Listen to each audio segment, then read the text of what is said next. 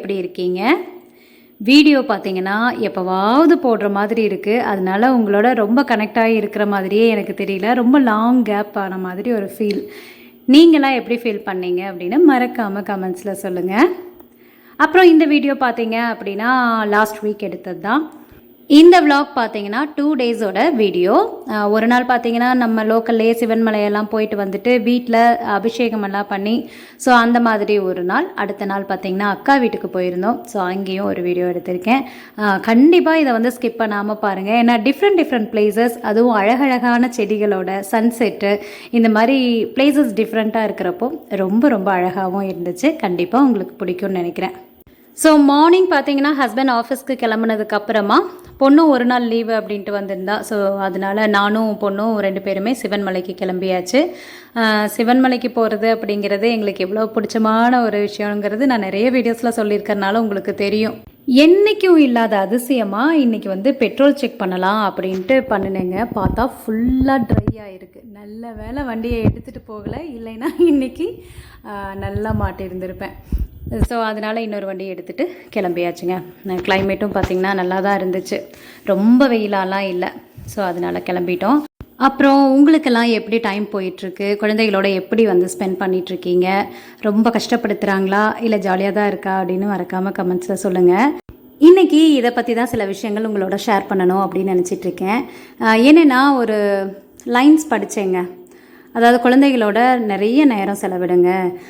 எப்போவுமே நீங்கள் இளமையாகவே இருக்க போகிறதும் இல்லை, குழந்தைகளும் எப்போவுமே குழந்தையாகவே இருக்க போகிறதும் இல்லை. அதனால் அந்தந்த டைமை நம்ம மிஸ் பண்ணிட்டோம் அப்படின்னா மறுபடியும் கிடைக்காது அப்படின்ட்டு. ஏன்னா நமக்கு வந்து இளமை போயிடுச்சுன்னா முதுமை வர ஆரம்பிச்சிட்டாலே நம்ம உடல்நிலையில் 1008 கஷ்டங்கள் இருக்கும். அதை மட்டுமே தான் யோசிச்சுப்போம், குழந்தைகளோட ஸ்பெண்ட் பண்ண முடியாது.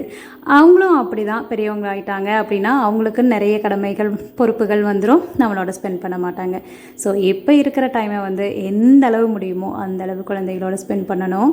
என்னடா இத்தனை சேட்டை பண்ணுறாங்களே, இதுகளை சமாளிக்கவே முடியலையே அப்படின்னு நினச்சி நம்ம வந்து ரொம்ப வருத்தப்பட்டோம் அப்படின்னா மறுபடியும் இதெல்லாம் கிடைக்கும் அப்படிங்கிறது வந்து கம்மி தானே ஆகிட்டுருக்கோம். பெருசாக ஆக குழந்தைங்க பார்த்திங்கன்னா அந்த விளையாட்டுத்தனம் எல்லாம் போய் கொஞ்சம் கொஞ்சமாக பொறுப்பாக நடக்க ஆரம்பிச்சிருவாங்க. அது வந்து ஜாலியாகவே இருக்காதுங்க. எப்படா பெரியவங்களாகுவாங்க அப்படின்னு நம்ம எதிர்பார்ப்போம். ஆனால் அந்த குழந்தைத்தனம் போயிடுச்சுன்னு வைங்களேன், அங்கே வந்து ஒரு ஹாப்பினஸ் அப்படியே கொஞ்சம் குறையும் தான் சொல்லணும். ஸோ அதனால் இந்த தருணத்தை வந்து மிஸ் பண்ணாமல் நிறைய நீங்களும் விளையாடுங்க, ஜாலியாக இருக்கும். நமக்கும் வந்து ஸ்ட்ரெஸ் இல்லாமல் நம்மளும் லீவை என்ஜாய் பண்ணலாம். ஏன் சொல்கிறேன் அப்படின்னா, என் குழந்தைகள்லாம் கொஞ்சம் பெருசாகிட்டாங்க. என் பொண்ணு இருக்கிறப்ப பார்த்திங்கன்னா ரொம்ப என் பின்னாடியே சுற்றிக்கிட்டு ரொம்ப ஜாலியாக இருப்பாள். அவள் வந்துட்டு போனானாலே அவள் ஃபீல் பண்ணுறாளோ இல்லையோ நான் ஃபீல் பண்ணுவேன். இப்போல்லாம் பார்த்திங்கன்னா வர்றதே கம்மியாயிடுச்சு. ஏன்னா லீவும் வந்து இல்லை, அதனால ரொம்ப கம்மியாக தான் ஸ்பெண்ட் பண்ணுற மாதிரி இருக்குது அவளோட டைம். இப்போ பையன் கூட இருக்கான், ஸோ அதை யூஸ் பண்ணிக்கணும். இனி 2 வருஷம் போயிட்டா அவனும் காலேஜுக்கு ஹாஸ்டல் அப்படி இப்படின்னு வெளியே போயிட்டா இதெல்லாம் கிடைக்கவே கிடைக்காது மறுபடியும். ஸோ அந்த ஒரு இதில் தான் நான் உங்களுக்கு சொல்கிறேன், உங்கள் குழந்தைங்க எந்த ஏஜில் இருந்தாலும் முடிஞ்சளவு அவங்களுக்குன்னு எப்படி சமையலுக்கெல்லாம் ஒரு டைம் ஒதுக்குறோம், நிறைய விஷயங்களுக்கு நம்ம அலாட் பண்ணுறோம் டைமை. ஆனால் குழந்தைங்களோட விளையாடுறதுக்குன்னு நம்ம எந்த டைமும் ஸ்பெண்ட் பண்ணுறதில்ல. ஸோ முடிஞ்சளவு ஸ்பெண்ட் பண்ணி பாருங்கள், செம்மையாக இருக்கும். ஓகே, வீடியோவுக்கு வருவோம். சிவன்மலை போயிட்டு வந்துட்டு சாப்பிட்டு கொஞ்சம் ரெஸ்ட் எடுத்துட்டேங்க. அப்புறம் ஃப்ரெஷ் ஆகி ட்ரெஸ் சேஞ்ச் பண்ணிக்கிட்டு இன்றைக்கி எல்லா சுவாமி சிலைகளையும் எடுத்து வச்சு அபிஷேகம் பண்ணலாம் அப்படின்னு தான் எடுத்து வச்சுருக்கேன். அபிஷேகம் பார்த்திங்கன்னா பால் அபிஷேகம், அது கூடவே பன்னீர் அபிஷேகம், இளநீர் அபிஷேகம். இந்த பாலும் பன்னீரும் சேர்றப்போ அந்த அபிஷேகம் முடிச்சுட்டு வர்ற வாசனை இருக்குது பாருங்கள், வீடே ஃபுல்லாக கோயிலில் இருக்கிற மாதிரி ஒரு ஃபீல், அந்த மாதிரி ஒரு வாசனை. இந்த அபிஷேகம் முடிச்சிட்டாலே மனசு அவ்வளோ ஒரு சந்தோஷமாகவும் நிம்மதியாகவும் இருக்கும். ரொம்ப சூப்பராக இருக்குங்க. இப்போல்லாம் ஈவினிங் சாமி கும்பிட்றது 5:30க்குள்ளேயெல்லாம் முடிக்க வேண்டிய மாதிரி ஆயிடுச்சு. ஏன்னா பையனை வந்து கிரிக்கெட் கோச்சிங் கிளாஸில் சேர்த்துருக்கேன்னு ஒரு வீடியோவில் கூட சொல்லியிருந்தேன். அவனை வந்து கொண்டு போய் விட்டுட்டு வந்திருக்கேன். ஸோ திருப்பி கூட்டிகிட்டு வர்ற டைம் பார்த்திங்கன்னா 5:45க்கு போனோம் அப்படின்னா அவங்க விடுறப்போ பார்த்திங்கன்னா 6:30 கூட ஆகிடுது, வீட்டுக்கு வர்றப்போ 7 கூட ஆகிடுது. அதனால் 5:30க்கே சாமியை கும்பிட்டு போயிடுதுங்க. விளக்குமே அந்த டைம்க்கே ஏற்றிடுறது. ஸோ இன்றைக்கி அபிஷேகம் முடிச்சாச்சு, அதனால் அப்படியே விளக்கேற்றி சாமி கும்பிடவும் ஆரம்பிச்சிட்டேன். நெய்வேத்தியமாக பார்த்தீங்கன்னா சிவப்பு அவலில் ஸ்வீட் அவல் தான் செஞ்சுருந்தேன். ஸோ வெத்தலை பாக்கு வாழைப்பழமெல்லாம் வச்சு விளக்கேற்றி சாமி கும்பிட்டு அப்புறமா போய் அவனை கூட்டிகிட்டு வர போயிட்டோம் அப்படின்னா மனசுக்கு ரொம்ப திருப்தியாக இருக்கும். இல்லைன்னா 7க்கு மேலே வந்து அதுக்கப்புறம் விளக்கேற்றி சாமி கும்பிட்றது அப்படிங்கிறது அது என்னமோ மனசுக்கு ஏற்றுக்கிறது இல்லை. வந்த வேகத்தில் கடகடன்னு சாமி கும்பிட்டு அப்படியே டின்னர் ரெடி பண்ணுறது அப்படிங்கிறது ஒரு கட்டாயத்தில் செய்கிற மாதிரி இருக்குது. அதனால் ஸோ சுவாமி கும்பிட்டு பையனை கூட்டிகிட்டு வர போயாச்சு. இது தாங்க அந்த கோச்சிங் கிளாஸு. ஈவினிங் டைம் செம்ம சூப்பராக இருக்கும். மயில் பார்த்திங்கன்னா இந்த சைடு அந்த சைடு அப்படியே பறந்துக்கிட்டு ரொம்ப அழகான பிளேஸ் இது. ரொம்ப டிஸ்டர்ப் இல்லாமல் குழந்தைங்க நல்லா விளையாடுவாங்க.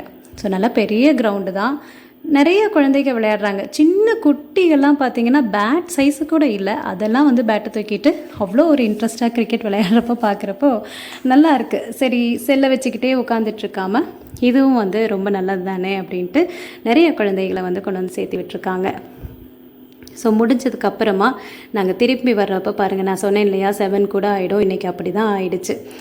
நான் எவ்வளோ வெளிச்சத்தில் போனேன், இருட்டே ஆகிடுச்சு. இனி வந்து டின்னர் செஞ்சு டே முடிஞ்சிட வேண்டியது தான். இது வந்து அடுத்த நாள் அக்கா வீட்டுக்கு போயிருந்தோம். அக்கா வந்து லீவ் விட்டதுலேருந்தே எப்போ ஊருக்கு வரேன்னு கேட்டுக்கிட்டே இருந்தாங்க. இன்னும் நான் லேட் பண்ணினேன் அப்படின்னா அவங்களே வந்து தரன்னு இழுத்துட்டே போயிடுவாங்க.